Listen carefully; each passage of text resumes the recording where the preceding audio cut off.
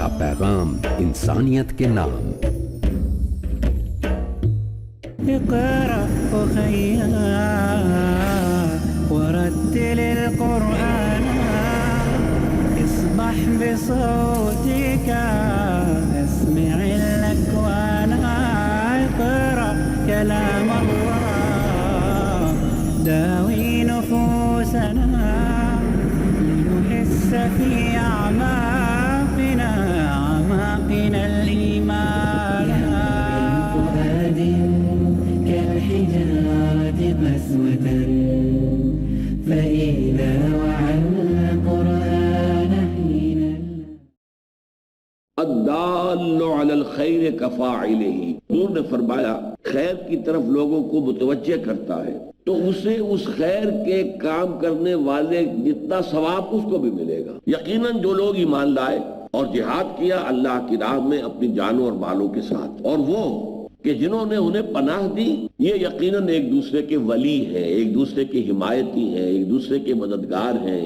ستجدون آخرین یریدون، اور تم پاؤ گے کچھ اور وہ لوگوں کو جو چاہتے ہیں ان یامنوکم، امنا یامنو کے معنی امن میں ہونا، ان یامنوکم تم سے بھی امن میں رہے، ویامنو قومہم اور اپنے قوم سے بھی امن میں رہے، کلما ردوا الی الفتنۃ، لیکن جب بھی کوئی آزمائش کا موقع آ جاتا ہے، کوئی موقع آ جاتا ہے کے صوفیاء اس میں وہ عہدے گر پڑتے ہیں، فَإِن لَمْ يَعْتَزِلُوكُمْ تمہارے خلاف جو اقدام کریں، وَيُلْقُوا إِلَيْكُمُ السَّلَامَ اور تمہارے سامنے صلح کی اور امن کی پیشکش نہ کریں، وَيَكُفُّوا أَيْدِيَهُمْ اور اپنے ہاتھ نہ روکیں، فَخُذُوهُمْ وَاقْتُلُوهُمْ حَيْثُ ثَقِفْتُمُوهُمْ پھر وہی الفاظ آ گئے، انہیں قتل کرو جہاں بھی پاؤ، یعنی یہ کہ پھر ان کا مسلمان ہونا یا اسلام کا دعوے دار ہونا رکاوٹ نہ بنے۔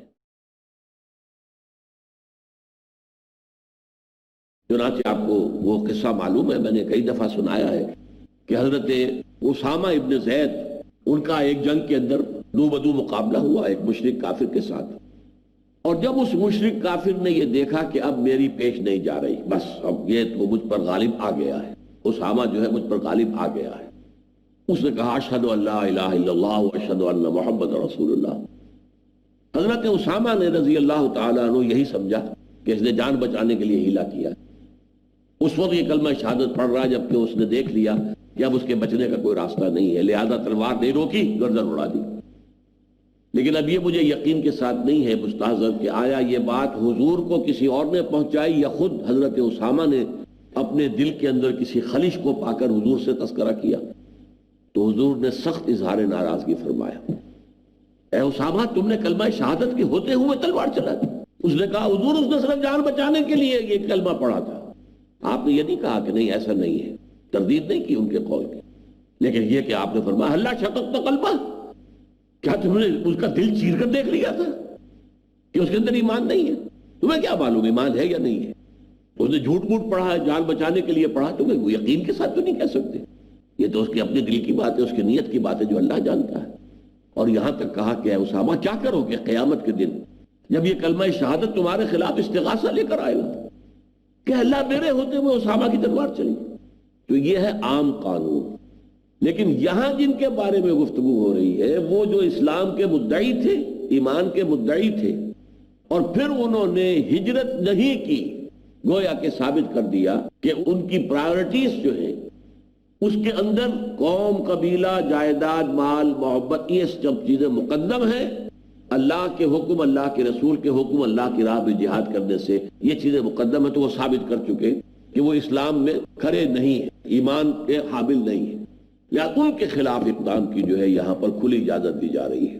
پہلے تو فرمایا گیا عام کہ جو لوگ بھی ایسے ہیں انہیں تم جو بھی ہے پکڑو اور ان کے خلاف اقدام کرو اور انہیں قتل کرو۔ پھر دو استثناءات دے دی گئی، ایک تو وہ ہے کہ جو لوگ تمہارے ساتھ جن قبیلوں کا کوئی معاہدہ ہے اور اس قبیلے سے تعلق رکھتے ہوں تو وہ مستثنیٰ ہوں گے۔ نمبر دو وہ لوگ کہ جو آئیں اور وہ یہ ان کی طبیعت جو ہے اس سے عاجز آ گئی ہو، وہ بزدلی کی وجہ سے اس سے گھبراتے ہوں کہ وہ تمہارے خلاف ہو کر اپنے قبیلوں کے ساتھ ہو کر جنگ کریں یا تمہارے ساتھ ہو کر اپنے قبیلوں کے خلاف جنگ کریں، تو وہ چاہتے ہیں کہ ہمیں بس امان دے دی جائے، تو اجازت دے دی کہ ٹھیک ہے ایسے لوگوں کے لیے اجازت ہے اور تم ان کے خلاف اقدام نہیں کرو گے۔ لیکن انہی میں ایسے لوگ بھی ہو سکتے ہیں جو ثابت کر دیں کہ ان کا یہ عہد و پیمان جو انہوں نے کیا تھا نیوٹرل رہنے کا، اس میں بھی وہ سچے نہیں تھے، بلکہ یہ کہ جیسے ہی کوئی موقع آیا اور اس میں انہیں اپنے کچھ مفادات جو ہے پورے ہوتے ہوئے نظر آئے تو وہ فتنے کے اندر گر پڑے. تو فرمایا ایسے لوگوں کو جہاں بھی ہو پکڑو، خذوہم وقتلوہم حیث ثقفتموہم. اور یہ لوگ وہ ہیں کہ جن کو اوپر ہم نے تمہیں اے مسلمانوں ایک سند اور ایک اختیار دیا ہے واضح، یعنی ان کا اسلام کا دعویٰ تمہاری تلوار کو نہیں روکے گا، چاہے وہ دعویٰ اسلام کا کر رہے ہو، چاہے وہ کلمہ شہادت کی آڑ لے رہے ہو، چاہے وہ اپنے اسلام کے دعوے کو ڈھال کے طور پر استعمال کر رہے ہو. لیکن یہ ہے کہ اللہ تعالیٰ نے ان کے خلاف اللہ نے تمہیں حجت دے دی ہے کہ تم اپنی تلوار استعمال کر سکتے ہو. اب اس کے بعد آ رہا ہے معاملہ، یہ جو معاشرہ تھا جس میں اس طرح کا خلط ملط ہو رہا تھا معاملہ کہ وہ قبیلہ کافر ہے، اس میں کچھ مسلمان بھی ہیں، اب قبیلے کے ساتھ جنگ ہو رہی ہے، ان کا معاملہ کیا ہوگا. اس طرح کی خلط ملط معاملے کے اندر اس بات کا اندیشہ تھا کہ مسلمانوں کے ہاتھوں کوئی صادق الایمان مسلمان بھی قتل نہ ہو جائے، اس لیے کہ افراتفری ہوتی ہے اس کے اندر، عین وقت کے اوپر تو بہت مشکل ہو جاتا ہے کہ کیا سچویشن ہے. لہذا کسی مسلمان کے قتل کرنے کی جو دو صورتیں ہو سکتی ہیں اب ان کی بحث ہو رہی ہے. وَمَا كَانَ لِمُؤْمِنٍ أَن يَقْتُلَ مُؤْمِنًا إِلَّا خَطَأً. کسی صاحب ایمان کے لیے روا نہیں ہے کہ وہ کسی مومن کو قتل کرے سوائے اس کے کہ قتل خطا ہو، اسے غلطی لگی ہو، مغالطہ ہو گیا ہو. یا جیسے وہ آپ شکار کرنے گئے تھے اور آپ نے تو اصل میں ہرن کو نشانہ بنایا تھا، لگ گیا جا کر کسی انسان کو، گولی لگ گئی اس کو، تو قتل خطا تو ہو سکتا ہے، ورنہ کسی مومن کے یہ شایان شان نہیں ہے، کسی مومن کے لیے یہ روا نہیں ہے، یہ اس کے لیے ممکن ہی نہیں ہے، اس کے ایمان کے تقاضے کے منافی ہے کہ وہ کسی مومن کو قتل کرے مگر خطا. قتل خطا ہو سکتی، قتل عمد اور قتل خطا یہ اصطلاحات تو ہمارے معاشرے کے اندر بھی اور ہمارے قانون میں بھی یہ بالکل یعنی علیحدہ علیحدہ ہیں، قتل خطا اور قتل عمد. وَمَنْ قَتَلَ مُؤْمِنًا خَطَأً. جو کوئی شخص بھی کسی مومن کو قتل کر دے گا خطا کے ساتھ، غلطی سے، بغیر عمد، بغیر ارادے کے، مومنًا خطأً، اب اس کے کیا فَتَحْرِيرُ رَقَبَةٍ مُؤْمِنَةٍ. تو اب اس کے لیے سزا کیا ہے، کفارہ کیا ہے؟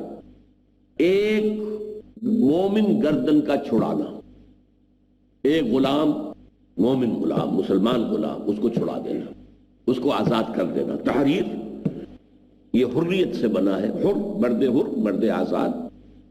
فَتَحْرِيرُ رَقَبَةٍ مُؤْمِنَةٍ، یہ کفارہ ہے کہ اس کے ہاتھوں یہ گناہ ہو گیا، لہذا اس نے ایک مسلمان کی جان لی ہے تو ایک مسلمان غلام کی گردن چھڑائے، یہ اس کا کفارہ ہو جائے گا. اور اس کے ساتھ ہی دیت مسلمۃ الی اہلہ، جو قتل ہو گیا ہے اس کی دیت جو ہے اس کے وارثوں کو پہنچانی لازم ہوگی. وہ دیت اس معاشرے میں آپ کو معلوم ہے کہ پھر معین کرتے تھے کچھ لوگ سالس بیٹھ کر، کتنے اونٹ ہوں گے، کیا ہوگا، کتنی چاندی، کتنا سونا، اس کی جو ہے دیت بنے گی. یہ اس کا گویا کہ ایک معاوضہ بن جاتا ہے اس خون کا. وَدِيَةٌ مُسَلَّمَةٌ إِلَىٰ أَهْلِهِ، جو سرنڈر کر دیا جائے، وہ مال جو دے دیا جائے، قبضے میں دے دیا جائے اس کے وارثوں کو. إِلَّا أَن يَصَّدَّقُوا، الا یہ کہ وہ صدقہ کر دیں، معاف کر دیں. یہ قتل کے معاملے میں اسلامی قانون جو ہے وہ قتل عمد کے اندر بھی ہے. قتل عمد میں کیا ہے؟ اگر مقتول کے ورثہ معاف کرنا چاہے معاف کر سکتے ہیں، لیکن جو ہمارے دستور میں ہے کہ صدر مملکت معاف کر سکتا ہے، یہ بالکل غلط ہے. یہ شریعت کے ساتھ تماشا ہے، بلکہ شریعت کی مخالفت ہے، کھلا مخالفت. ہاں وہ مقتول کے ورثہ معاف کرتے، اور یہ اس قبائلی علاقے کے اندر انتہائی بہترین اور مؤثر بات تھی کہ قتل در قتل کا سلسلہ جو ہے وہ ختم ہو جائے، وہ آگے بڑھنے نہ پائے. انہوں نے میرا آدمی قتل کیا ہے، اب ہم اس کے آدمی کو قتل کر دیں گے. اب اس کا جو مقتول اب یہ ہو گیا ہے، جو قاتل مقتول ہو گیا، اس کے ورثہ ہو گئے، وہ کہ اس کا بدلہ لیں گے. اس سے جو ہے گویا کہ زخم کے اوپر مرہم رکھا گیا کہ اس قاتل کو معلوم تھا کہ میری جان اب یہ مقتول جسے میں نے قتل کیا اس کے وارثوں کے ہاتھ میں ہے.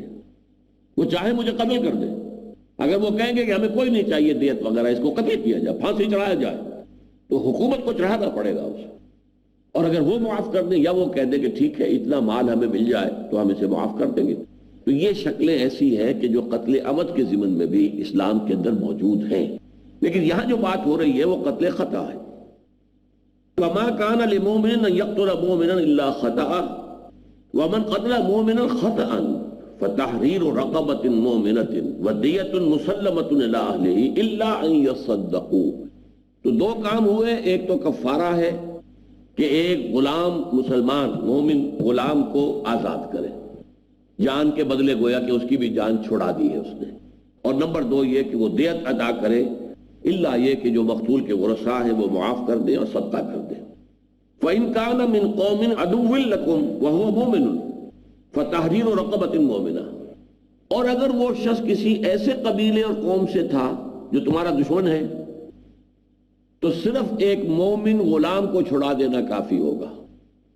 اب دیت اگر دیں گے وہ تو کافروں کو پہنچے گی, پھر وہ ان کی تقویت کا موجب ہوگی. اس کا قبیلہ تو کافروں کا قبیلہ ہے, مشرکوں کا قبیلہ ہے, مسلمانوں کا دشمن قبیلہ ہے. لہذا دیت کا معاملہ وہاں ثابت ہو جائے گا.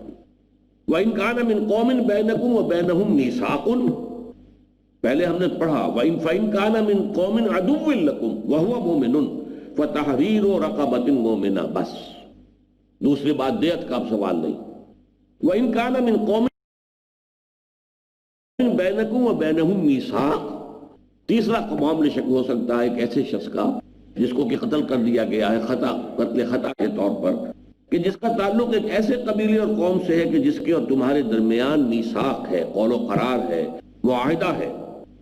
فَدِيَةٌ مُسَلَّمَةٌ إِلَىٰ أَهْلِهِ وَتَحْرِيرُ رَقَبَةٍ مُؤْمِنَةٍ. تو پھر یہ دونوں چیزیں جو کہ تو برقرار ہو جائیں گی کہ اس کے وارثوں کو دیت بھی دی جائے, سرنڈر کی جائے, مال دیا جائے, اور یہ بھی کہ ایک غلام مسلمان مومن جو ہے اس کی گردن آزاد کرائی جائے.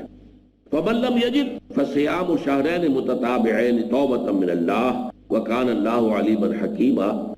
اور اگر کوئی شخص اتنی مقدرت نہ رکھتا ہو,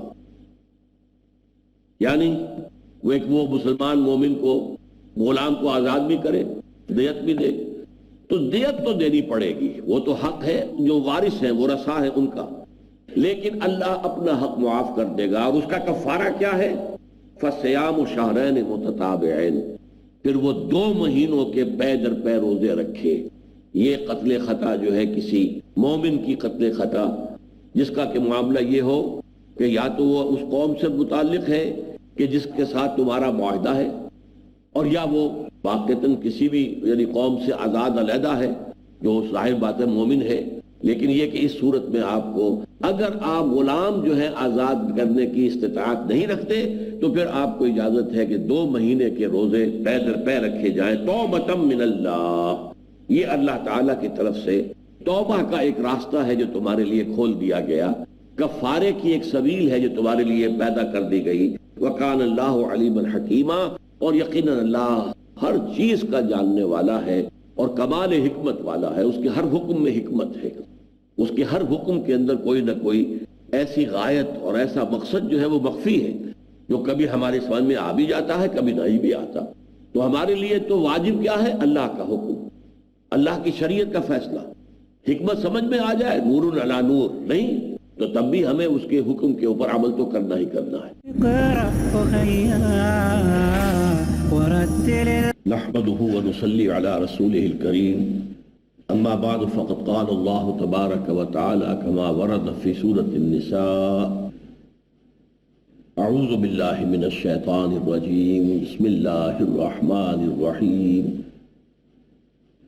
يا أيها الذين آمنوا إذا ضربتم في سبيل الله فتبينوا ولا تقولوا لمن ألقى إليكم السلام لست مؤمنا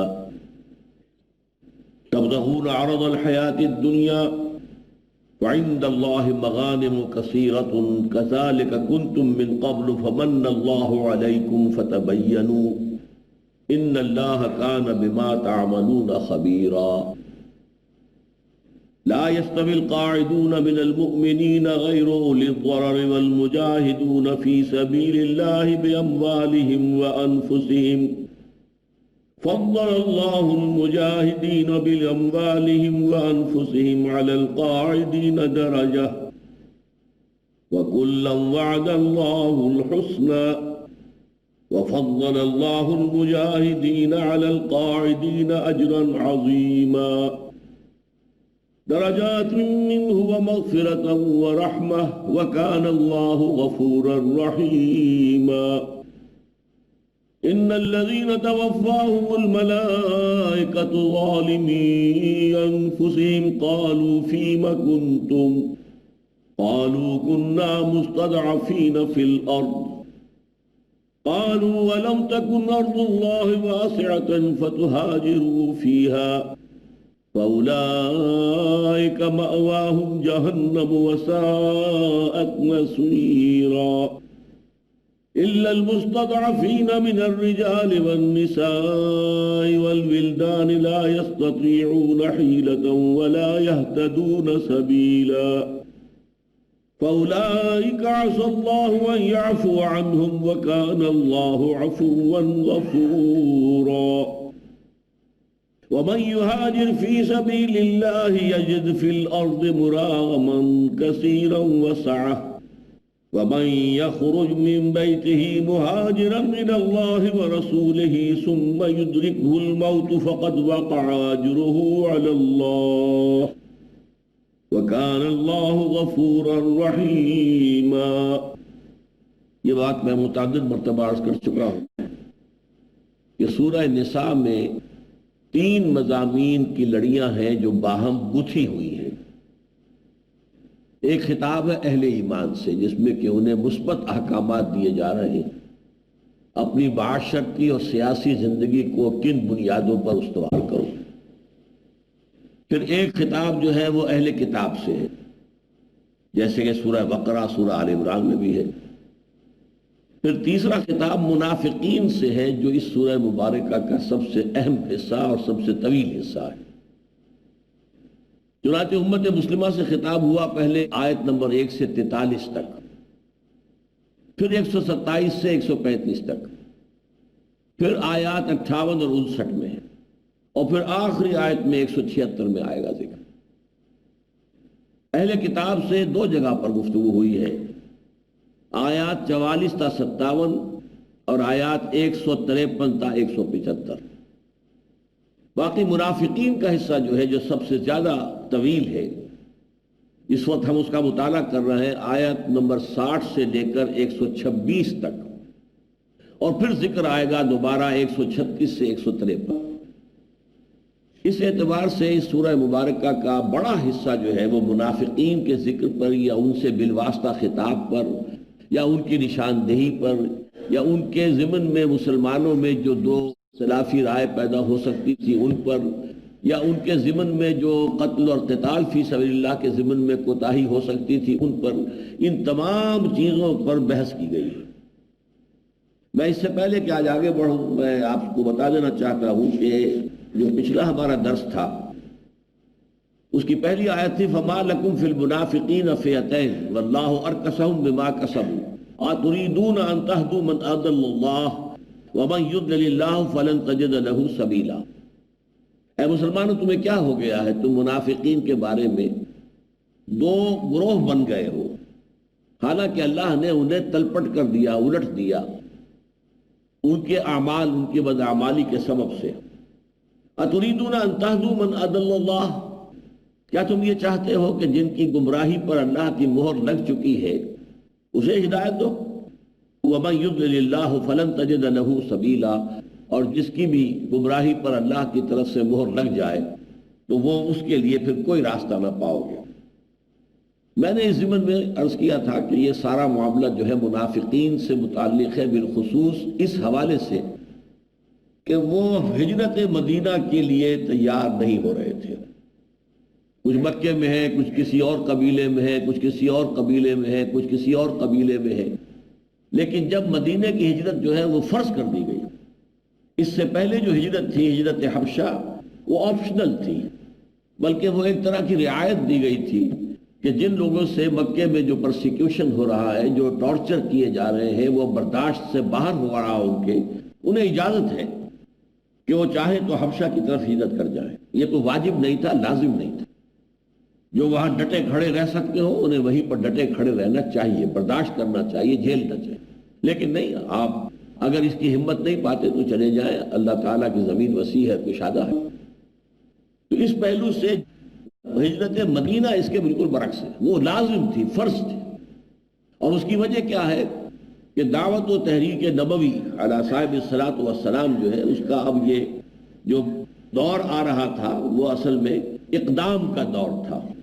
اب پوری طاقت مجتمع کر کے مشرکین مکہ، اس لیے کہ خاص طور پر مکے کے مشرکین جو ہیں انہیں کہا گیا ہے سورہ توبہ میں کہ یہ لوگ در حقیقت کیا ہے، ائمۃ الکفر. تو ائمۃ الکفر جو ہیں، جو سردار ہیں، اگر ان کی بیخ کنی نہ ہو تو ظاہر بات ہے کہ بقیہ جو سبرز ہیں، یوں سمجھیے کہ پورا کا پورا جزیرہ نماء عرب جو ہے وہ مکہ کے مقابلے میں سبرز کی حیثیت رکھتا تھا، ان کی حیثیت نہیں تھی. دینی، مذہبی، سیاسی، معاشی یہ مرکز جو ہے، اگرچہ کوئی فارمل گورنمنٹ نہیں تھی آل عربیہ کی، لیکن یہ کہ پورے عرب کا، پورے پیننسولا کا دینی، مذہبی، سیاسی اور معاشی جو مرکز ہے وہ مکہ مکرمہ تھا. اب اس کی طرف ایک پوری پیش رفت ہونے والی تھی، لہذا ہجرت مدینہ کو فرض کیا گیا. تو یہ اصل میں اگر تو سارا سیاق و سباق پیش نظر رہے تب تو یہ رائے جو میں نے آپ کو دی ہے میں اس پر اب بھی جازم ہوں. لیکن ایک صاحب نے مجھے ایک حدیث کا حوالہ دیا ہے تو میں چاہتا ہوں کہ آپ کے علم میں آئے بغیر میں اس سے آگے نہ بڑھوں.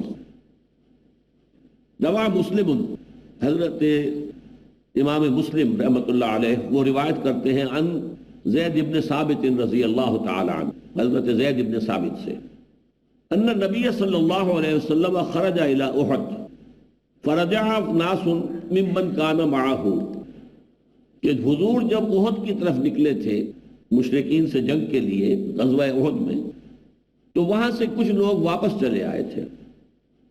وَكَانَ أَصْحَابُ النَّبِيِّ صلی اللہ علیہ وسلم فِيهِمْ فِرْقَتَيْن، تو ان دونوں کے بارے میں نبی اکرم صلی اللہ علیہ وسلم کے صحابہ میں دو جماعتیں پیدا ہو گئی. فقال بعضهم نقتلهم، ایک بعض لوگوں کی رائے یہ ہوئی کہ انہیں قتل کر دیا جانا چاہیے. وقال بعضهم لا، اور بعض نے کہا نہیں، قتل نہیں کرنا چاہیے.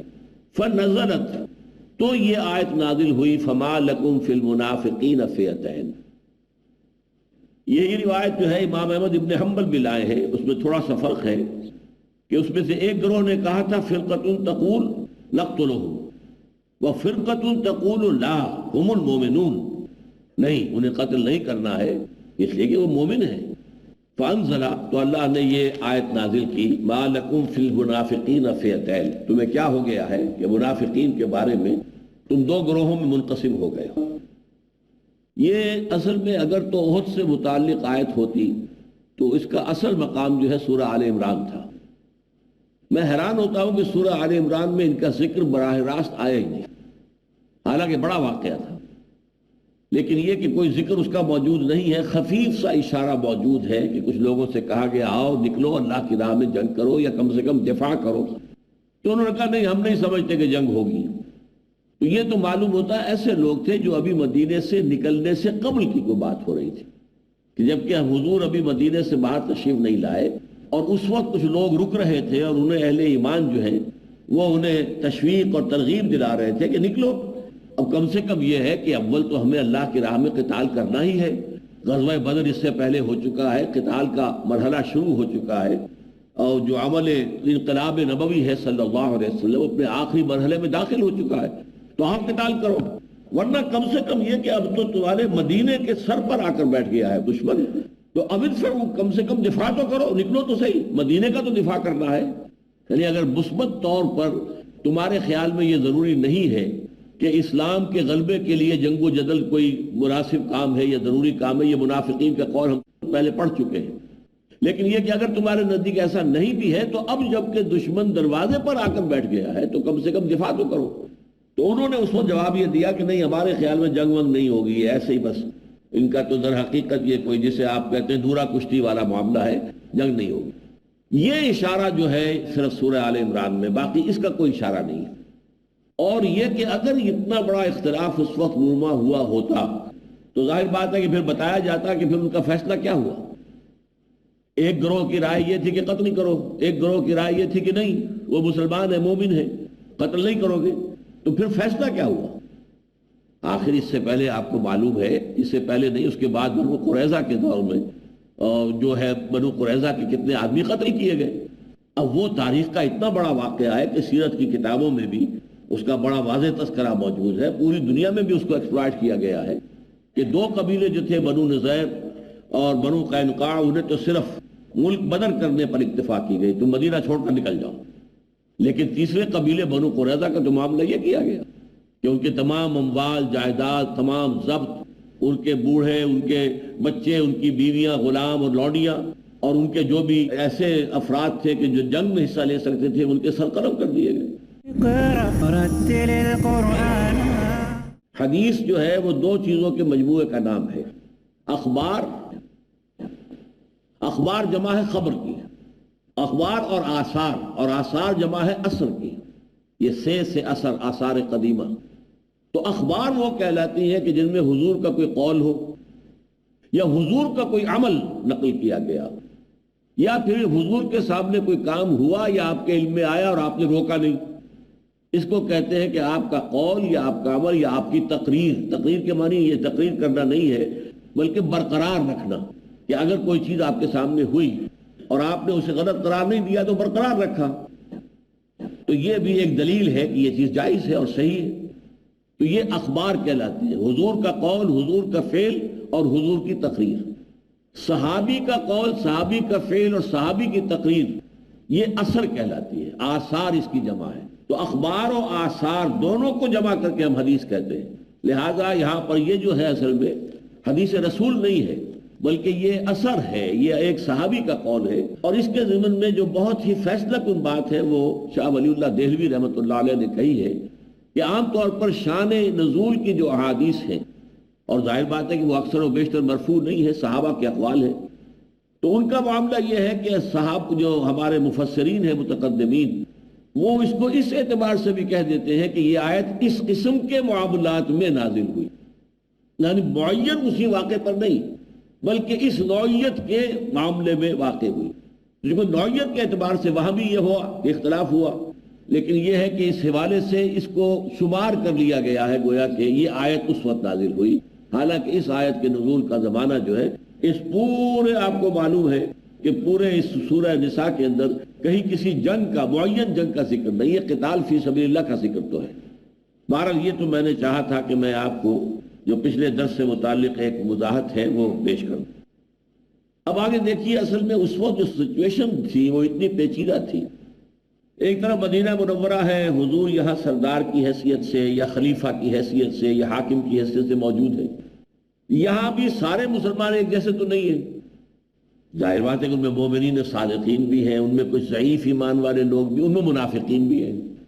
ایک تو یہ گڑبڑ خود مدینہ کے اندر ہے، پھر مدینہ سے باہر پورے عرب میں جہاں جہاں اسلام پھیلا ہے وہاں پر بھی کچھ ایسے لوگ بھی تھے کہ جب ہجرت کا حکم آیا فوراً حاضر ہو گئے، گھر بار چھوڑا، اپنے اعزاء اقربا سے جدائی اختیار کی اور آ گئے۔ کچھ لوگ جو ہے کشمکش میں رہے، جاؤں نہ جاؤں، چلیں یا نہ چلیں، یہ ساری چیزیں جو ہے محبوب ہیں، ان تمام چیزوں کا جو ہے تعلق جو ہے انسان کے جذبات کے ساتھ ہے۔ تو اب یہ ساری صورت، اچھا اب اس میں پیچیدگی کیا پیش آتی تھی کہ آپ ایک قبیلہ، کافر قبیلہ ہے، غالب طور پر وہ کافر ہے، اس کے خلاف کوئی اقدام کر رہے ہیں، اب آپ کو معلوم نہیں کہ وہاں کوئی مسلمان بھی ہیں، تو اس وقت ہم نے حکم پڑھ لیا ہے کہ پھر تم اس وقت فکر نہ کرو کہ کوئی مسلمان ہے یا نہیں ہے، پھر تم ان کے خلاف اقدام کر سکتے ہو، جو کفار کا انجام وہی ان کا انجام، الا یہ کہ کسی ایسے قبیلے کا معاملہ ہو کہ جس سے تمہارا معاہدہ ہے، تو ظاہر بات ہے اس صورت میں تم وہاں کے مسلمانوں کے خلاف کوئی اقدام نہیں کر سکتے۔ یہ آیتیں ہم پڑھ چکے ہیں۔ اب یہاں پر یہ کہا جا رہا ہے کہ اسی گڑبڑ میں یہ ہو سکتا ہے کہ کوئی مہم مسلمانوں کی نکلے اور انہیں راستے میں ایک آدمی ملتا ہے اس قبیلے کا جس کی طرف کے یہ جا رہے ہیں اقدام کے لیے، اور وہ کہتا السلام علیکم، گویا کہ اپنے اسلام کا اعلان کرتا ہے۔ اب یہاں لوگوں کو یہ خواہش ہوتی ہے کہ اس کے پاس کوئی مال ہے، متاع ہے، سامان ہے، یہ لے، تو کہتے نہیں تم مومن نہیں ہو، تم مسلم نہیں ہو، تم مسلم اور مومن ہوتے تو تم مدینے کے اندر آ گئے ہوتے، ہجرت کے حکم کے بعد تمہارا یہاں پر رہنا گویا کہ ثبوت ہے کہ تم مسلمان نہیں ہو۔ اس سے روکا گیا ہے، فرمایا یا ایھا الذین آمنوا اذا ضربتم فی الارض، اہل ایمان جب تم زمین میں سفر کرو، نکلو فی سبیل اللہ، اللہ کی راہ میں. ظاہر بات ہے کسی دشمن کے خلاف جو ہے وہ نکل رہے ہیں. فتبینوا، تو ذرا تحقیق کر لیا کرو. ولا تقولوا لمن القى الیکم السلام لست مؤمنا، تحقیق کر لیا کرو اور مت کہو کسی ایسے شخص کو جو تمہیں سلام کرے یا تمہارے سامنے سلامتی پیش کرے کہ تم مومن نہیں ہے. لست مؤمنا تبتغون عرض الحیات الدنیا، کیا تم دنیا کی زندگی کے سامان کے طالب ہو؟ یعنی اس کے پاس کچھ اسلحہ ہے، کچھ اور ہو سکتا ہے، کوئی نقدی بھی ہو، کوئی درہم و دینار بھی ہو، کوئی کپڑے اس نے اچھے پہنے ہوئے ہو، تو تم ان کی طلب میں آ کر اس کو قتل کر دو. فعند اللہ مغانم کثیرۃ، دیکھو اللہ کے پاس بڑی بڑی غنیمتیں تمہارے لیے موجود ہیں، بڑی بڑی غنیمتیں وہ دے گا. مال غنیمت کی لالچ میں کسی ایسے شخص کو کہ جو تمہیں سلام کرے اور گویا کہ مسلمان ہونے کا دعویٰ کرے یا یہ کہے کہ میں مسلمان ہوں، تمہیں یہ کہنے کا حق حاصل نہیں ہے کہ تم مسلم نہیں ہو. یہ معاملہ اللہ کا اور اس کے مابین ہے. البتہ اگر جنگ چھڑ گئی ہے، جنگ ہو گئی ہے اور اس کے اندر کوئی آدمی جو ہے اس طرح کے ہے تو ان کو قتل کرنے کا تمہیں اختیار دیا گیا ہے. یہ ہم اس سے پہلے پڑھ چکے ہیں. لیکن جو شخص تمہیں سلام کرے اور تمہارے سامنے اسلام پیش کرے، ان کے بارے میں یہ کہنا کہ تم مومن نہیں ہو، یہ صحیح نہیں ہے. اس لیے کہ اس وقت تم چاہتے ہو کہ اس کا جو مال غنیمت ہے میرے ہاتھ میں آ جائے، میرے قبضے میں آ جائے. کذالک کنتم من قبل، اسی کیفیت میں تم بھی تھے پہلے. یعنی ظاہر بات ہے کہ جب ہجرت کا حکم آیا تھا تو کچھ لوگ تو فوراً نکل کھڑے ہوئے، کچھ نے کچھ نہ کچھ پس و پیش کی ہوگی، سوچا ہوگا. جیسے حضور فرماتے ہیں کہ میں نے اسلام اور ایمان کی دعوت جس شخص کے سامنے پیش کی، اس نے کچھ نہ کچھ توقف ضرور کیا، کچھ سوچا، کچھ سمجھا، کچھ دائیں بائیں دیکھا، سوائے ابو بکر کے کہ ایک لمحہ بھی توقف کیے بغیر وہ ایمان لے آئے. ہر آدمی تو ابو بکر نہیں ہے. اسی طرح ہر شخص جو ہے وہ اس معیار کا، اس کا ایمان نہیں ہے کہ ادھر حکم آیا نکلو گھروں سے اور وہ نکل کھڑے ہو. تو کچھ کشمکش میں کچھ تمہیں کسل رہا ہو، کچھ تم سوچ بچار میں پڑے رہے ہو. تم بھی تو ایسے تھے نا، ان مراحل سے گزرے ہو. اسی طرح سے یہ لوگ بھی ہو سکتے ہیں.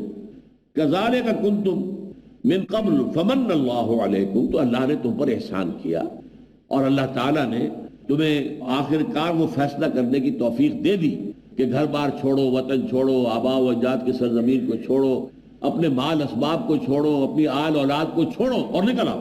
یہ فیصلہ اتنا سخت، اتنا مشکل، اتنا کٹھن ہے، اتنا ثقیل ہے کہ اس میں کچھ وقت اگر لگتا ہے تو وہ کوئی بعید از قیاس بات نہیں ہے. تو تم سمجھو کہ تم بھی ان مرحلوں سے گزرے تھے نا، تو اب اگر کوئی اور شخص بھی ان مراحل سے گزر رہا ہو تو اس کے لیے تمہارے اندر نرمی ہونی چاہیے. کذالک کنتم من قبل فمن اللہ علیکم فتبینوا.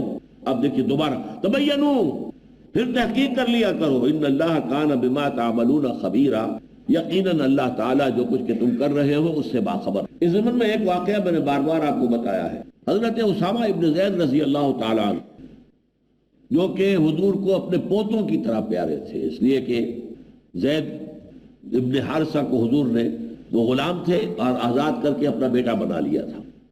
تو اس اعتبار سے ان کا بیٹا اسامہ ان کے پوتوں کی طرح تھا. اگرچہ بعد میں اللہ تعالیٰ نے فیصلہ کر دیا سورہ احزاب کے اندر یہ منہ بولا رشتہ جو ہے، بیٹا بنا لینا، بیٹی بنا لینا، اس کے کوئی معنی نہیں. بہرحال اس لیے بعد میں پھر ان کو زید ابن محمد کہنے لگے تھے تو پھر دوبارہ زید ابن حارثہ ہی بن گئے وہ. تو ان کے بیٹے ہیں یہ اسامہ. ان کا عین حالت جنگ میں ایک شخص سے دو بدو مقابلہ ہوا، اور جب اس کافر نے یہ دیکھا کہ اب میری پیش نہیں جا رہی، میں بے بس ہو گیا ہوں، انہوں نے کلمہ پڑھ دیا، اشہد ان لا الہ الا اللہ واشہد ان محمد رسول اللہ صلی اللہ علیہ وسلم. حضرت اسامہ نے وہی سمجھا جو ہم بھی سمجھتے کوئی بھی ہوتا، کہ اس نے صرف جان بچانے کے لیے ہیلا کیا، بہانہ کیا، لہذا انہوں نے اپنی تلوار نہیں روکی، سر قلم کر دیا. لیکن یا تو انہیں خود کچھ دغدغہ سا رہا کہ پتہ نہیں میں نے ٹھیک کیا یا غلط کیا، یا کسی اور ذریعے سے حضور کو خبر مل گئی. حضور نے پھر جواب طلبی کی، اے اسامہ تم نے اس کو کلمہ پڑھنے کے باوجود قتل کر دیا. انہوں نے عرض کیا حضور اس نے صرف جان بچانے کے لیے کیا تھا. حضور نے یہ نہیں جواب دیا کہ نہیں تم غلط کہتے ہو، اس نے جان بچانے کے لیے نہیں کہا تھا، بلکہ آپ نے کہا اللہ شققت قلبہ، تو نے اس کا دل چیر کر کیوں نہیں دیکھ لیا تھا کہ اس میں ایمان ہے کہ نہیں ہے؟ یعنی تمہارا فیصلہ یہ ہے تو ظاہر پر کر رہے ہو نا. تم نے جو ہے آخر ایک انسان کے دل کی کیا کیفیت ہے اس کو تو تم نہیں جان سکتے. ارے اسامہ تم کیا کرو گے جب قیامت کے دن یہ کلمہ شہادت تمہارے خلاف استغاثہ لے کر آئے گا کہ اللہ میرے ہوتے ہوئے اس کی تلوار چلی. اس پر تو گویا کہ بہت زیادہ ایک سرزنش کا پہلو تھا جو سامنے آ گیا.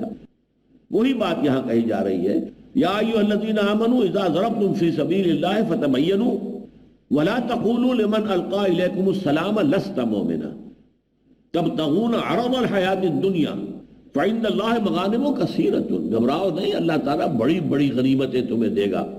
اس میں سب سے زیادہ اشارہ ہوتا ہے خیبر پر جب حملہ ہوگا سن 7 میں 7 ہجری میں، تو بہت بڑا مال غنیمت مسلمانوں کے ہاتھ آنے والا تھا.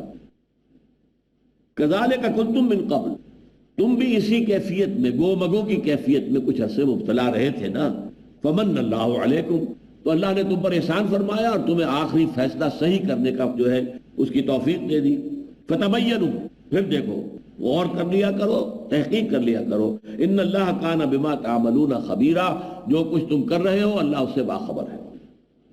اس کے بعد وہ آیت آ رہی ہے قرآن مجید کی کہ جس میں اس دور سے پہلے کہ جب کہ نفیر عام نہیں تھی، قتال کی تشویق، ترغیب، حرض المومنین ہم پڑھ چکے ہیں. اے نبی، آپ کے اوپر ذمہ داری تو اپنی جان کی ہے، لیکن یہ کہ آپ اللہ کے راہ میں قتال کریں. باقی اہل ایمان کو آپ شوق دلائیں، ترغیب کریں، تحریض کریں، لیکن یہ کہ فرض نہیں تھا، جنگ میں جانا فرض نہیں تھا. لہٰذا آپ 2 طرح کے لوگ ہو گئے. ایک تو وہ جو ذوق شوق سے جاتے تھے، جنگ کے اندر حصہ لیتے تھے، شہید ہوتے تھے یا پھر واپس آتے تھے غازی ہو کر، اور کچھ لوگ جو ہیں وہ بیٹھے رہتے تھے، نہیں جاتے تھے. تو یہاں فرمایا جا رہا ہے کہ جو بیٹھ رہنے والے ہیں وہ بھی مسلمان ہیں، اس لیے کہ قتال جو ہے وہ فرض کفایہ کے درجے میں کہہ لیجئے، یا یہ کہ آپشن پر ہے. ویسے جہاد جو ہے وہ تو اپنے گھر میں بیٹھے ہوئے بھی اپنے نفس کے خلاف جہاد کرنا ہوگا، اور معاشرے میں اگر کوئی برائی ہے اس کے خلاف جہاد کرنا، وہ جہاد تو اپنی جگہ رہے گا، وہ تو سب کے لیے ہے، اس کے بغیر تو ایمان کا سوال نہیں. لیکن قتال فی سبیل اللہ، اب یہاں پر جو لفظ جہاد آ رہا ہے یہ معین طور پر قتال فی سبیل اللہ کے لیے آ رہا ہے. اقرأ القرآن. جہاد عام ہے، قتال خاص ہے. ہر قتال تو لازماً جہاد ہے، ہر جہاد لازماً قتال نہیں ہے. جہاد مکے میں بھی ہو رہا تھا، قتال نہیں تھا، لیکن اب آ کر قتال اسی جہاد کی آخری منزل شروع ہو گئی. تو ظاہر بات ہے کہ آخری منزل تو پہلی منزل پر کھڑی ہے، لیکن پہلی منزل جو ہے اس کا وہ آخری کے اوپر اس کا دار و مدار نہیں ہے. تو جہاد تو بہت سی شکلیں ہو سکتی ہیں. جہاد باللسان ہے، جہاد بالقلب بھی ہے، برائی سے نفرت رکھنا یہ بھی جہاد بالقلب ہے. فمن جاہدہ بقلبہ فہو مؤمن، جو اپنے دل سے نفرت کرے برائی سے وہ بھی مومن ہے. لہذا یہاں اب وہ درجے بتائے جا رہے ہیں کہ جو اللہ کی راہ میں جنگ کرنے کے لیے نکل کھڑے ہوتے ہیں ان کا بہت اونچا درجہ ہے. لیکن دوسرے بھی کافر نہیں ہے، غیر مسلم نہیں ہے، منافق کا حکم بھی نہیں لگے گا، اس لیے کہ قتال جو ہے اس کی نفیر عام نہیں ہے. نفیر عام جو تھا کہ سب نکلے، سب پر نکلنا، یہ صرف ایک مرتبہ ہوا غزوہ تبوک میں. 30,000 کا لشکر اسی لیے ساتھ تھا حضور کے، اور یہی وجہ ہے کہ جو نہیں گئے ان کی ایکسپلینیشن کال کی گئی بعد میں. یہ دوسری بات ہے کہ حضور اپنی مروت اور اپنی شرافت میں کوئی جھوٹی قسم کھا بیٹھتا تھا، مان لیتے تھے ٹھیک ہے بھائی جاؤ. یہ نہیں کہتے تھے کہ تو جھوٹی قسم کھا رہے ہو، حالانکہ حضور کے علم میں ہوتا تھا کہ یہ جھوٹی قسم کھا رہا ہے، لیکن نہیں، آپ نے اپنی شرافت اور مروت کا پردہ جو ہے وہ برقرار رکھا. البتہ ایک عرصے کے بعد پھر حضور نے کچھ لوگوں کے پردے چاک کیے، فلاں ابن فلاں ہماری مسجد سے نکل جاؤ، فلاں ابن فلاں ہماری مسجد سے نکل جاؤ. معلوم ہو گیا کہ یہ منافق ہے. اسی طریقے سے کوئی مر گیا ہے، معلوم ہوا کہ اس کے ذمہ قرض ہے، آپ کہتے تھے جب تک وہ قرض ادا نہیں ہوگا میں نماز نہیں پڑھوں گا. تو ظاہر بات ہے اس کے رشتہ دار، اس کے کنبے قبیلے والے لوگ جو ہیں وہ جمع کرا کے اس کا قرض ادا کرتے تھے. کیا یہ آئے اور حضور جو ہے نماز جنازہ پڑھائیں؟ لیکن یہ کہ اگر کسی ایسے شخص کے جس کے ذمہ کوئی قرض نہیں ہے اس کے جنازے کا جب آپ انکار کرتے تھے تو معلوم ہو جاتا تھا کہ یہ منافق ہے. اس لیے کہ سورہ توبہ میں آپ کو حکم دے دیا گیا کہ اب ان کی نماز جنازہ آپ ادا نہ کریں، کیونکہ یہ جو سورہ نساء ہے یہ درمیانی دور کی صورتوں میں سے ہے. سن 4، 5، 6 یوں سمجھیے، سن 3 یہ سورہ آل عمران، سن 2 کا اکثر و بیشتر حصہ جو ہے وہ سورہ بقرہ میں ہے، پھر سورہ انفال بھی سن 2 کی ہے. لیکن یہ ہے کہ یہ جو صورت ہے یہ اصل میں سن 4، 5، 6 ہجری کے دوران نازل شدہ آیات ہے. لا يستوي القاعدون من المؤمنین غیر اولی الضرر والمجاہدون فی سبیل اللہ باموالہم وانفسہم. برابر نہیں ہے مومنوں میں سے وہ لوگ کہ جو بیٹھ رہتے ہیں، یعنی جنگ کے لیے نہیں نکلتے، بغیر اس کے کہ انہیں کوئی تکلیف ہو. بیمار ہے کوئی حرج نہیں، اسی طریقے سے اگر لنگڑا ہے کوئی حرج نہیں، لیکن یہ کہ کوئی کسی کو عذر نہیں ہے، جا سکتا تھا پھر بھی وہ نہیں گیا، اور وہ اس کے مقابلے میں والمجاہدون فی سبیل اللہ باموالہم وانفسہم، وہ لوگ کہ جو جہاد کرتے ہیں اللہ کی راہ میں اپنے مالوں اور جانوں کے ساتھ، یہ برابر نہیں ہے۔ یعنی ایک اعتبار سے تو برابر ہے، وہ بھی مسلمان یہ بھی مسلمان، منافق یہ بھی نہیں ہے، لیکن یہ کہ ان کو برابر نہیں کیا جائے گا، درجوں کے اندر بڑا فرق ہے۔ چنانچہ فرمایا فضل اللہ المجاہدین باموالہم وانفسہم علی القاعدین درجہ، اللہ تعالیٰ نے فضیلت بخشی ہے ان لوگوں کو جہاد کرتے ہیں اپنی جانوں اور مالوں کے ساتھ، ان لوگوں کے مقابلے میں کہ جو بیٹھ رہنے والے ہیں، بہت بڑا درجہ ہے۔ تو جو قتال میں حصہ لے رہے ہیں اور تشویق اور ترغیب حضور کی جو ہے اس کا مثبت رد عمل دے رہے ہیں، میدان میں نکل رہے ہیں، جانیں پیش کر رہے ہیں، جانیں دے رہے ہیں، قاتلون فی سبیل اللہ فیقتلون ویقتلون، اللہ کی راہ میں جنگ کرتے ہیں، قتل کرتے بھی ہیں، قتل ہوتے بھی ہیں، تو ان کا درجہ بہت بلند ہے بنسبت ان کے کہ جو بیٹھے رہ گئے اور جنگ میں نہیں گئے، الا یہ کہ نفیر عام ہو، فیصلہ کر دیا جائے، حکم دے دیا جائے کہ ہر مسلمان کو نکلنا ہے۔ اب جو نہیں نکل رہا ہے یا تو وہ ثابت کرے کہ اس کے پاس کوئی عذر ہے، اس کے پاس کوئی حقیقی بہانہ ہے، یا پھر یہ ہے کہ وہ منافقین کے اندر شمار ہوگا۔ وَكُلًّا وَعَدَ اللَّهُ الْحُسْنَى، اور سب سے اللہ تعالیٰ کا وعدہ بہت اچھا ہے، یعنی وہ جو مومن ہے اگرچہ قتال میں حصہ نہیں لے رہا، اللہ کا اسے بھی وعدہ بہت اچھا ہے، لیکن وَفَضَّلَ اللَّهُ الْمُجَاهِدِينَ عَلَى الْقَاعِدِينَ أَجْرًا عَظِيمًا، لیکن اللہ نے فضیلت دی ہے جہاد کرنے والوں کو، بیٹھ رہنے والوں پر بہت بڑی فضیلت۔ یعنی یہ درجہ جو کہا گیا ہے اوپر، یہ درجہ تنکیر جو ہے اس کے اندر وہ تفخیم کے لیے ہے، جہاد کرنے والوں کو اللہ تعالیٰ نے درجہ دیا ہے، درجہ بہت بڑا درجہ، چنانچہ اس کی وضاحت آگے آ گئی۔ وَكُلًّا وَعَدَ اللَّهُ الْحُسْنَى، اور سب سے اللہ نے وعدہ کیا ہے بہت ہی عمدہ، وَفَضَّلَ اللَّهُ الْمُجَاهِدِينَ عَلَى الْقَاعِدِينَ أَجْرًا عَظِيمًا، اور اللہ تعالیٰ نے فضیلت دی ہے اللہ کی راہ میں جنگ کرنے والوں کو ان کے مقابلے میں کہ جو جنگ میں نہیں جاتے، گھروں میں بیٹھ رہتے ہیں، بہت بڑا اجر۔ درجات منہ، اب ان درجات کے لیے مزید جو اللہ تعالیٰ فرق بیان کر رہا ہے اس میں، درجات منہ ومغفرۃ ورحمہ، یہ درجے ہوں گے اللہ کی طرف سے۔ اب درجہ بدرجہ، درجہ بدرجہ، تو درجات کتنے ہوں گے؟ بہت بڑا فرق ہوگا ان کے کہ جو اللہ کی راہ میں جو قتال کے لیے نکل رہے ہیں اور جو نہیں نکل رہے، ان کے درمیان درجات منہ ومغفرۃ ورحمہ، بڑے اونچے درجے ہوں گے اللہ کے ہاں ان کے، اور مغفرت ہوگی ان کے لیے اور رحمت ہوگی۔ وکان اللہ غفور الرحیم، اور اللہ تعالیٰ تو بخشنے والا بھی ہے اور بہت رحم فرمانے والا بھی ہے۔ ان الذین توفاہم الملائکۃ ظالمی انفسہم قالوا فیم کنتم، یقیناً وہ لوگ کہ جنہیں فرشتے جب قبض کریں گے، توفاہم، اب دیکھیے یہاں پر قبض کریں گے ان کی روح کو ان کے انتقال کے وقت، ظالمی انفسہم، اور وہ اپنے نفسوں پر ظلم کر رہے ہوں گے، کس لیے کہ ہجرت نہیں کی۔ اب پھر دیکھیے آگے پھر آ رہا ہے معاملہ ہجرت کا۔ یہ سارا جو میں نے آپ سے کہا تھا نا کہ جب تک سیاق و سباق کلام جو ہے وہ واضح نہ ہو تو پھر آدمی جو ہے وہ کسی آیت کے مفہوم کے معین کرنے میں ٹھوکر کھا سکتا ہے۔ ان الذین توفاہم الملائکۃ ظالمی انفسہم، یقیناً وہ لوگ کہ جن کو جانیں قبض کرتے ہیں فرشتے اس حال میں کہ وہ اپنی جانوں پر ظلم کر رہے تھے۔ قالوا فیم کنتم، اور وہ فرشتے ان سے کہیں گے یہ آپ کس حال میں تھے؟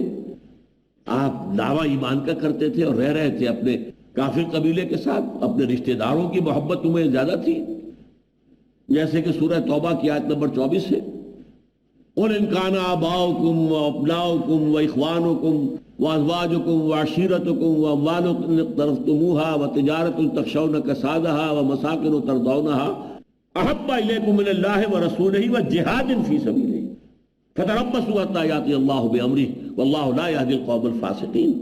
اے نبی سے کہہ دیجئے کہ اے مسلمانوں، اگر تمہیں اپنے باپ اور بیٹے اور بھائی اور بیویاں یا بیویوں کے لیے شوہر اور جو تمہارے رشتہ دار ہیں اعزاء و اقارب، اور وہ مال جو تم نے جمع کیے ہیں بڑی محنت سے کما کر، اور وہ کاروبار جو تم نے محنت سے جمائے ہیں اور تمہیں کساد بازاری کا اندیشہ رہتا ہے مندہ نہ ہو جائے، اور وہ مکان اور حویلیاں اور محلات جو تم نے بنائے ہیں جو تمہیں بہت پسند ہیں، اگر ان 8 چیزوں کی محبت اللہ اور اس کے رسول اور اللہ کی راہ میں جہاد کی محبت سے زیادہ ہے تو جاؤ دفع ہو جاؤ، وہاں بیٹھو، یہاں تک کہ اللہ اپنا فیصلہ سنا دے۔ اور اللہ ایسے فاسقوں کو، ایسے ناہنجاروں کو، ایسے سرکشوں کو زبردستی ہدایت نہیں دیتا۔ تو فرشتے جو ہیں جب ان کی روح قبض کریں گے تو کہیں گے، اور ان لوگوں کی کہ جو اس طریقے سے اپنے آپ پر ظلم کر رہے تھے، قالوا فیما کنتم، یہ کس حال میں تھے آپ؟ قالوا کنا مستضعفین فی الارض، وہ کہیں گے کہ ہم تو کمزور تھے، دبائے ہوئے تھے، ہمیں لوگوں نے پوری طرح اوور پاور کیا ہوا تھا، ہمارے ہاتھ پاؤں بندھے ہوئے تھے۔ کنا مستضعفین فی الارض، ہمیں کمزور اور بے بس کر دیا گیا تھا زمین میں۔ قالوا الم تکن ارض اللہ واسعۃ فتہاجروا فیہا، فرشتے کہیں گے کہ کیا اللہ کی زمین کشادہ نہیں تھی کہ تم کہیں ہجرت کرتے؟ اس حال میں پڑے رہنا، جبکہ فرض کیجئے آپ دین کے اوپر عمل بھی نہیں کر سکتے، کھلم کھلا وہاں آپ نماز نہیں پڑھ سکتے، اپنے معاشرے کے اندر رہتے ہوئے اسی حالت کے اوپر زندگی گزارنا، اس لیے کہ تم اس جگہ کو نہیں چھوڑ سکتے، بلکہ تمہیں اللہ کے ساتھ بندھے ہوئے ہونا چاہیے۔ قالوا الم تکن ارض اللہ واسعۃ فتہاجروا فیہا، تو وہ جواب میں کہیں گے فرشتے کہ کیا زمین اللہ کی کشادہ نہیں تھی کہ تم اس میں ہجرت کرتے؟ یہاں ذرا ایک نقطہ میں بات عرض کروں گا۔ فَأُولَٰئِكَ مَأْوَاهُمْ جَهَنَّمُ، یہ وہ لوگ ہیں کہ جن کا ٹھکانہ جہنم ہے، جو ہجرت نہیں کر رہے۔ یہ سارا معاملہ جو آ رہا ہے منافقین کے پہلو کے ضمن سے، کہ سب سے پہلے بتایا گیا کہ ان پر محمد صلی اللہ علیہ وسلم کی شخصی اطاعت بہت گراں گزرتی ہے۔ وہ کہتے ہیں نہیں کہ اللہ کو مانتے ہیں، قرآن کو مانتے ہیں، اس کا ماننا کیا ضروری ہے؟ جب ہم جیسے انسان ہیں، 2 ہاتھ 2 پاؤں 2 آنکھیں، ہم بھی ایسے ہی ہیں۔ تو اس حوالے سے دوسری بات، اللہ کی راہ میں قتال سے جان نکلتی تھی، اس لیے کہ جان ہتھیلی پر رکھ کر جانا پڑتا ہے۔ تیسری بات یہ ہجرت، گھر بار کی، رشتہ داروں کی، اپنے وطن کی، اپنی سرزمین کی محبت اتنی ہو کہ وہ پاؤں میں بیڑی بن کر پڑ جائے اور وہ انسان ہجرت نہ کرے۔ قالوا الم تکن ارض اللہ واسعۃ فتہاجروا فیہا فاولئک مأواہم جہنم، تو یہ وہ لوگ ہیں کہ جن کا ٹھکانہ جہنم ہے۔ وساءت مصیرا، اور یہ بہت ہی بری جگہ ہے لوٹ جانے کی۔ ویسے دنیا میں آزادی اور آزادی کی علم برداری اور خود اختیاری اور یہ اور وہ، اسی طریقے سے آج تو ویسٹ جو ہے تل گیا ہے کہ مسلمانوں کو مسلمان ملکوں کے اندر بھی اسلام پر عمل کرنے کی ہم اجازت نہیں دیں گے۔ ہاں نماز روزہ کرو، بس اس سے آگے تم اسلام کے قوانین نافذ کرنا چاہو، تم سود کو حرام کرنا چاہو، تم سیکولرزم کو ترک کرنا چاہو، تم بے حیائی کا قلع کما کرنا چاہو، تو نتھنگ ڈوئنگ، پھر ہمارا آپ کے ساتھ پھر جنگ ہے، آپ ہمارے ساتھ ہیں یا ہمارے خلاف فیصلہ کریں۔ اور ظاہر بات ہے یہ شخص وہی کہہ سکتا ہے کہ جس کو معلوم ہو کہ میرے پاس اتنی طاقت ہے کہ جو مقابل میں ہے جس سے میں بات کہہ رہا ہوں اس میں اتنی ہمت ہی نہیں ہو سکتی کہ وہ کہے کہ میں آپ کے خلاف ہوں۔ اقرأ وخيّا